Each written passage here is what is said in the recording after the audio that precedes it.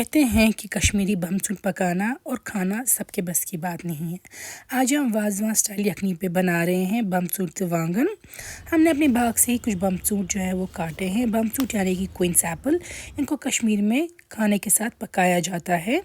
तो आप बमसूट ले सकते हैं 3-4। यहाँ पे देखिए मैंने 4 बमसूट लिए हैं। इनको ऊपर से फर जैसा होता है कोटिंग, या आप हाथ से भी रिमूव कर सकते हैं या वॉश करने से भी ये अच्छे से क्लीन हो जाएगा। बमसूट के साथ साथ मैंने यहाँ पे ब्रिंजल या वांगन लिए हैं। इनको भी हम वॉश करेंगे और अंदर से इनको चेक करेंगे अच्छे से। बमसूट को पील करना ज़रूरी है। अक्सर कुछ लोग पील करने के बगैर ही बमसूट पकाते हैं, बट आई डोंट थिंक उससे टेस्ट आएगा इसमें। अब बमसूट को पील करके 4 हिस्से करेंगे और चेक करेंगे ख़राब मत है। अगर ख़राब है तो फिर आप डिस्कार्ड करेंगे या उतना पोर्शन काट देंगे। यहाँ पे मैंने लिया है ब्रिंजल, इसको भी हम अच्छे से पहले वॉश करेंगे। फिर ऊपर जो इसकी टेल होती है वहाँ पे थोड़े से कांटे जैसे होते हैं वो आप रिमूव करने के साथ टेल का ऊपर का टिप काट देंगे। फिर सेंटर में इसको आप चाहे तो बस 1 स्लाइस करके 2 हिस्से कर दीजिए या 2 स्लाइस करके 4 हिस्से कर दीजिए। और ब्रिंजल में भी बहुत ज़्यादा ज़रूरी होता है अंदर से चेक करना इसमें वर्म्स तो नहीं है। अक्सर ब्रिंजल में अंदर से वर्म्स होते हैं। अब मैं लूँगी मस्टर्ड ऑयल, जिसमें मैं फ्राइंग करूँगी बमसूट की भी और ब्रिंजल की भी। गर्म होते ही पहले मैं इसमें डालूँगी वांगन फ्राई होने के लिए। वांगन को हमें केयरफुली फ्राई करना है। अगर हमने ज़्यादा इनको स्टर किया तो ये टूट भी सकते हैं। इन बिटवीन ही आप इनको स्टर करेंगे और जब ये अच्छे से फ्राई हो जाएंगे तो आप इनको निकाल के रख देंगे प्लेट पे। ये सॉफ्ट हो जाएंगे फ्राइंग में। सेम मस्टर्ड ऑयल में अब हम डाल देंगे बमसूट फ्राई होने के लिए। आप देख सकते हैं मैंने इनको किस तरीके से स्लाइसेस किए हैं। एक बमसूट को बस 4 स्लाइस करेंगे आप। तो बमसूट को भी आपको मीडियम टू लो फ्लेम पे फ्राई करना है। ये भी काइंड ऑफ सॉफ्ट हो जाएंगे फ्राइंग में ही।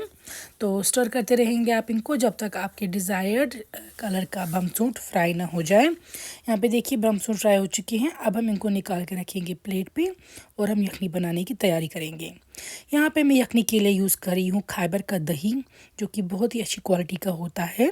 कश्मीर में काफ़ी टाइम से खैबर दही यूज़ करते हैं लोग। दही हमारे कश्मीर में ही बनता है और it's a sign of purity.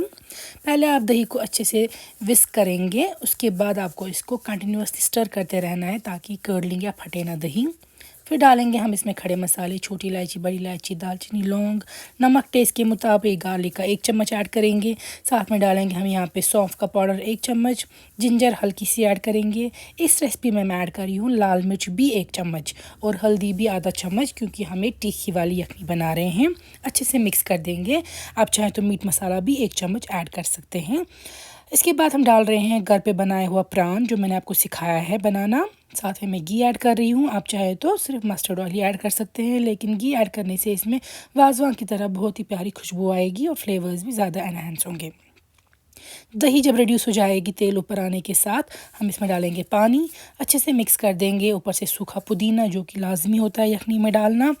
जब तक इसमें उबाल आएगा तब तक ओपन रखेंगे आप लिड को। उबाल आने के साथ पहला फिर हम इसमें डाल देंगे पहले सिर्फ बमसूट, क्योंकि ब्रिंजल जो है वो बमसूट से थोड़े सॉफ्ट होते हैं, नाजुक होते हैं, वो टूट जाएंगे जल्दी ही। इसलिए पहले सिर्फ आप बमसूट इसमें ऐड करेंगे और लिड ओपन करके ही इसको कुक करेंगे जब तक करी थोड़ी रिड्यूस हो और बमसूट हल्के से सॉफ्ट ना हो जाए। फिर जाकर आप इसमें ब्रिंजल डालेंगे, क्योंकि ब्रिंजल डालने के बाद आपको इसको 2 से 3 उबाल ही लाने हैं। ये ऑलरेडी काफ़ी सॉफ्ट हो चुके होते हैं फ्राइंग में ही। तो यहाँ पे हमने वांगन भी डाल दिए इसमें। अब आप चाहे तो लिड ओपन करके भी इसको उबाल आ सकते हैं या लिड कवर करके 1 से 2 उबाल आ सकते हैं। 1 से 2 उबाल आने के बाद हम लिड और रिमूव कर देंगे और आप देख सकते हैं हमारे बमसूट वांगन जो है वो तैयार है। काफ़ी ज़्यादा खूबसूरत रेसिपी है ये। इसका टेस्ट ज़बरदस्त और जो इसमें फ्लेवर्स है वो बहुत ज़्यादा अच्छे हैं, क्योंकि बमसूट थोड़ी खटास भी देगा और यखनी के भी फ्लेवर्स है और तीखी यखनी है। आप ज़रूर ये रेसिपी ट्राई कीजिएगा और हमें कमेंट्स में लिखिएगा कैसी लगी ये रेसिपी।